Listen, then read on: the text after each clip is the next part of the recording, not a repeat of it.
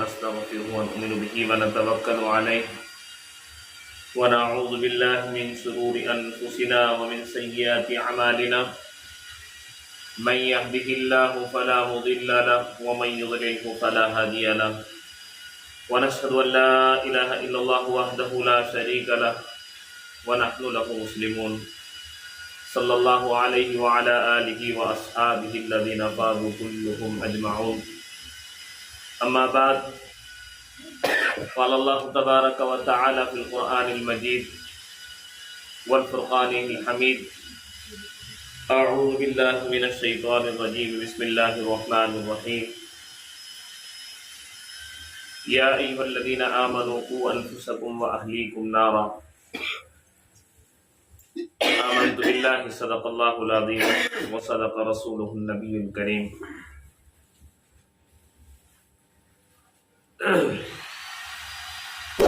معزز علماء کرام اور جناب ہمارے صدر محترم جس سے میری مراد مولانا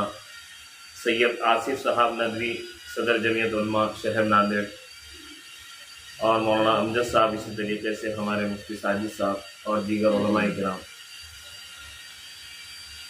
اور میری معزز مائیں اور بہنیں، یقیناً آج کا دن ہمارے لیے بہت ہی خوشی اور مسرت کا ہے کہ ہمیں اور آپ کو اللہ تبارک و تعالیٰ نے آج کے اس بہترین عنوان کے سننے اور سنانے کے لیے یہاں پر جمع فرمایا ہے۔ امہات المؤمنین کا طرز معاشرت، یقیناً یہ بہت ہی پیارا اور بہت ہی سنہرا اور دلچسپ ایک عنوان ہے کہ جسے ہم اور آپ اور بہت ابھی ہمارے مقرر خصوصی حضرت مولانا مفتی عبدالحبیب الرحیم صاحب، ان کو بھی ہم سنیں گے، لیکن جیسے بڑوں کا حکم تھا ہمارے مولانا صدر محترم کا کہ کچھ دیر ہم تھوڑی سی آپ کے ساتھ گفتگو کریں، اس لیے الامر فوق الادب، بڑوں کا حکم ماننا ہمارے لیے ضروری ہے،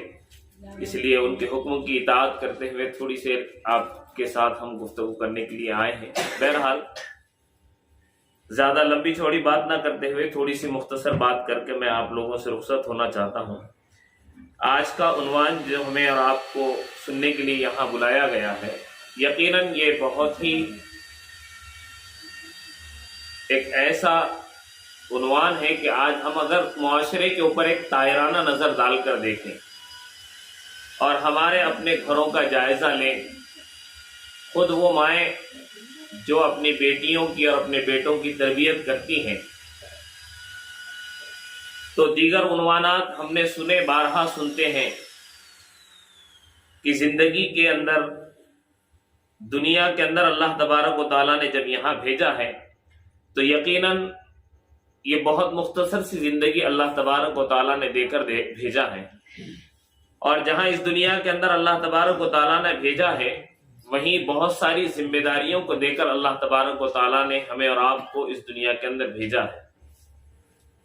تو یہ ہماری ذمہ داری ہے اور یہ ہمارا فریضہ ہے کہ ہم اپنی اولاد کی اور اپنے بچوں کی تربیت کس طریقے سے کریں۔ اس کے لیے ہمیں اسلام کی معلومات اور شریعت کا جاننا اور قرآن کی تعلیمات کا سیکھنا ضروری ہے۔ آج ہم اور آپ اگر ایک معاشرے کے اوپر نظر ڈال کر دیکھیں تو یقیناً ہماری اور آپ کی نظریں اور ہمارا اور آپ کا دل اس بات کا فیصلہ کرے گا کہ صبح سے لے کر شام تک کی ہماری اور آپ کی جو زندگی ہے اور ہمارے اور آپ کی اور اپنے بچوں کی جو مصروفیت والی زندگی ہے، یہ کتنے اللہ تبارک و تعالیٰ کے حکموں کے اوپر گزر رہی ہے اور کتنی اللہ کے نافرمانیوں کے اندر ہماری زندگی گزر رہی ہے۔ اگر ہم اور آپ دیکھیں صبح فجر سے لے کر شام تک، عشاء تک، بلکہ رات بھر کی زندگیاں کتنی ہم اور آپ دیکھیں کہ ایسے ہمارے آج کی دنیا کی زندگی ہو گئی ہے کہ ہم اور آپ صبح سے لے کر شام تک اپنی زندگی جو اللہ نے ہمیں عطا فرمائی ہے گزار تو رہے ہیں، لیکن اس گھر کے اندر جس گھر میں ہمارے اوپر یہ ذمہ داری ہے کہ ہم اپنے بیٹیوں کی ایسی تربیت کریں کہ وہ ہماری بیٹیاں ہمارا نام روشن کرنے والی بنے، اور ہماری وہ اولاد ہمارے آنکھوں کی ٹھنڈک بنے، اور وہیں ہماری یہ ذمہ داری ہے کہ ہم اپنے آپ کو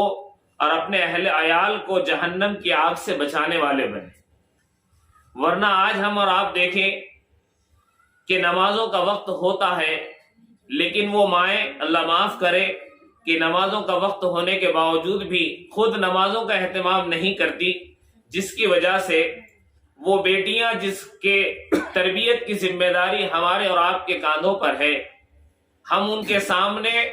وہ نماز اور شریعت کا حکم ان کو ہم بتلانے سے قاصر ہوتے ہیں۔ اس کی وجہ صرف یہ ہے کہ ہم نے اور آپ نے اللہ کے حکم کو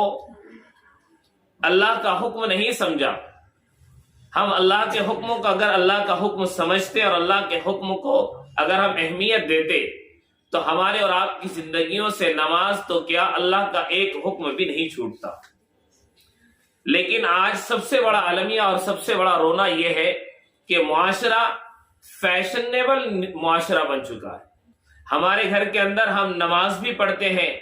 یا ہمارے گھر کے اندر پردے کا بھی اہتمام ہے، تو ہم شریعت کے مطابق ہمارے گھر میں پردے کا اہتمام نہیں ہے۔ ہم اپنی بیٹیوں کو پردے کا اہتمام تو کراتے ہیں، لیکن کیا ہمیں اور آپ کو اس بات کا علم ہے کیا وہ ہمارا پردہ ہمارے بچی کی زندگی کو جو ہے روشن بنا سکتا ہے؟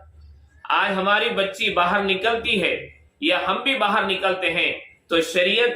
کے حدود میں ہم باہر نکلتے ہیں۔ آج ہم اور آپ دیکھیں کہ معاشرہ اتنا فیشنیبل ہو چکا ہے کہ جو برقع پہن کر آج معاشرے کے اندر مستورات کو ہم دیکھتے ہیں، اللہ کی پناہ، یقیناً یہ بات آپ کو بری لگ رہی ہے لیکن حقیقت تلخ ہوتی ہے۔ اسی لیے فارسی کا محاورہ ہے، دوا اگرچہ تلخ است لیکن بسیار فائدہ مند است۔ دوا اگرچہ کڑوی ہوتی ہے لیکن اس کا فائدہ بہت زیادہ ہوتا ہے۔ شریعت کی بات اگرچہ سچی ہے، وہ کڑوی لگ رہی ہے، لیکن آج ہمیں ضرورت ہے کہ اپنے معاشرے کو اور اپنے آپ کو سدھاریں۔ ہم اپنے آپ کو جب تک نہیں سدھاریں گے، اپنے آپ کو خود نہیں آئیڈیل بنائیں گے، اس وقت تک ہمارے گھر کی بیٹیاں اور ہمارے گھر کے بچے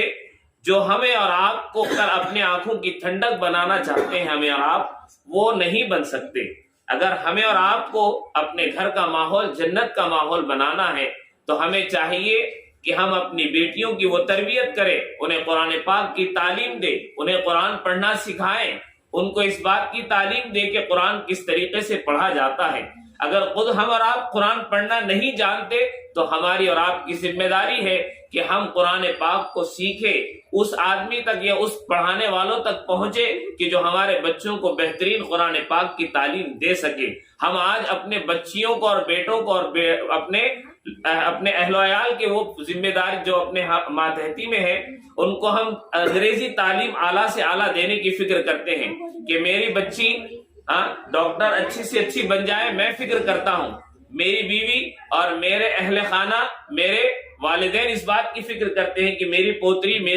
میرا پوتا بہترین ڈاکٹر بنے۔ لیکن آج ہم اور آپ ذرا غور کریں کہ ہماری بیٹی وہ ڈاکٹر تو بن رہی ہے، لیکن کیا وہ مومنہ بنتی ہے؟ کیا اس کے اندر وہ شریعت کے وہ تمام پابندیاں جو ہم چاہتے ہیں اور اللہ رب العزت چاہتا ہے، کیا وہ پابندیاں اس کی زندگی کے اندر ہے؟ اگر وہ پابندیاں اس کی ذمہ داری اس کی زندگی کے اندر نہیں ہے تو یہ ہماری ذمہ داری ہے کہ ہم اس بچی کی وہ تربیت کریں تاکہ اس کی زندگی کے اندر دین آئے اور وہ دیندار ایک ڈاکٹر بنے، ایک دیندار خاتون بنے۔ اس لیے کہ ایک خاتون اگر آپ کے گھر سے دیندار بنے گی تو میں سمجھتا ہوں کہ پورے وہ اپنے خاندان کو دیندار بنائے گی۔ ہم نے یہ تو سنا ہوگا کہ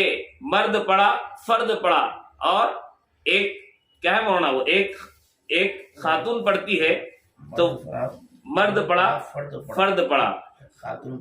خاندان پڑے۔ تو اگر ایک خاتون یا ایک بیٹی اگر گھر کی دیندار بن جاتی ہے تو میں یہ سمجھتا ہوں کہ وہ پورے خاندان کو دیندار بناتی ہے۔ میں آپ لوگوں کے سامنے زیادہ لمبی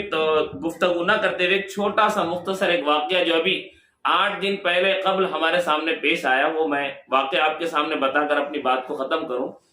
کہ ایک جگہ جانا ہوا جہاں پر بہت ہی آنکھوں سے ایسے آنسو جاری ہوئے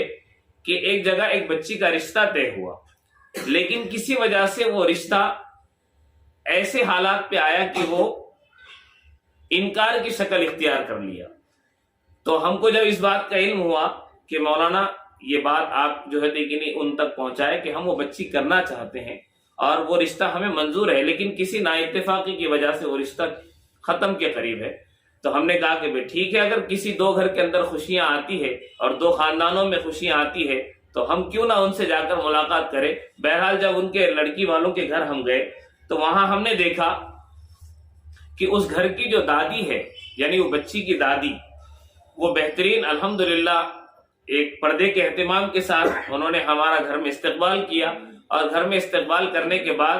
انہوں نے اپنے آنکھوں سے جو ہے آنسو جاری کرتے ہوئے کہا کہ یہ میری بچی میں نے، اور وہ قرآن پاک کی تعلیم دینے والی وہ محترمہ جو ان بچی کی جو دادی تھی، قرآن پاک محلے کے بچوں کو سکھانے والی اور خود قرآن پاک کو پڑھنے والی دیندار، تو انہوں نے کہا کہ مولانا میں نے اپنے بچی کی جو تربیت کی ہے، 10 سال کی یہ میری بچی تھی، اس وقت سے میں نے یہ اپنی بچی کی تربیت کی ہے، مجھے اپنی بچی کے اوپر فخر ہے کہ یہ بچی 10 سال سے میں نے جب اس کو جو ہے تو تربیت میں رکھا ہے، اس وقت سے یہ بچی جو ہے تو نمازوں کا اہتمام کرتی ہے اور قرآن پاک کی تلاوت کا اہتمام کرتی ہے، تو مجھے اس بچی کے اوپر فخر ہے، اور میں نے کبھی اس بچی کو نہ کبھی میک اپ میں دیکھا، نہ کبھی میں نے اس کو ایسے فیشنیبل کپڑے کے اندر دیکھا، نہ کبھی ایسے اعلیٰ قسم کے کھانے کی اس کو خواہش کرتے ہوئے میں نے دیکھا، جیسی میری سادگی والی زندگی ہے یہ میری بچی میری پوتری، میں نے بھی اس کو وہ تربیت دی ہے کہ معاشرے کے اندر رہ کر یہ بچی جو ہے دین کو کس طریقے سے پہنچا سکے، تو لہٰذا مجھے اس بات کا ڈر ہے کہ یہ کہیں ایسے گھر نہ جائے کہ جہاں پر میری تربیت کا جو ہے نقصان ہو جائے۔ تو ہم نے بہرحال بہت ساری باتیں ان کو سمجھانے کے بعد انہوں نے اپنا فیصلہ لیا کہ ہم یہ بچی دینے کے لیے تیار ہے، لیکن بتانا میرا مقصد یہ ہے کہ میں نے ان سے یہ کہا کہ دادی ماں ایک بات آپ ہماری سن لیں، آپ جیسی یہ ایک بچی کی تربیت والی بچی آج معاشرے کو بہت سارے گھروں کے اندر ضرورت ہے، اگر آپ اس کو روکیں گے تو میں یہ نہیں سمجھتا کہ کئی گھر ایسے جہاں پر یہ بچی آپ کی جا کے تربیت کریں گی، کئی گھروں کو جو ہے سدھارے گی۔ تو ہمیں اور آپ کو بھی ضرورت ہے کہ ہم قرآن نہیں پڑھنا جانتے تو ہم قرآن پڑھیں اور دوسروں کو بھی سکھائیں اور خود بھی سیکھیں، اور اپنے بچے اور اپنی بچیاں اگر پڑھتی ہے تو خود بھی قرآن پاک ان سے سیکھنے میں کوئی شرم نہ کرے، ہمیں نہیں آتا تو ہم اپنے گھر کی بچیوں سے سیکھیں، اپنے بچوں سے سیکھیں، ہاں، اور اپنے شوہر سے سیکھنے کی کوشش کرے، اگر شوہر کو نہیں آتا تو شوہر اپنی بیوی سے سیکھنے کی کوشش کرے، اس لیے کہ گھر کے اندر قرآن کو سیکھنے اور سکھانے کا ماحول بنائیں، قرآن کو جو تک پڑھنے پڑھانے کا ماحول بنائیں، تو انشاءاللہ ہمارا گھر بھی دیندار بنے گا اور ہمارا معاشرہ بھی دیندار بنے گا۔ اللہ تبارک و تعالیٰ سے دعا ہے کہ جو باتیں کہی گئی ہے ٹوٹے پھوٹے انداز میں اللہ ہم سب کو اس پہ عمل کرنے کی توفیق عطا فرمائے۔ واخر دعوانا الحمدللہ۔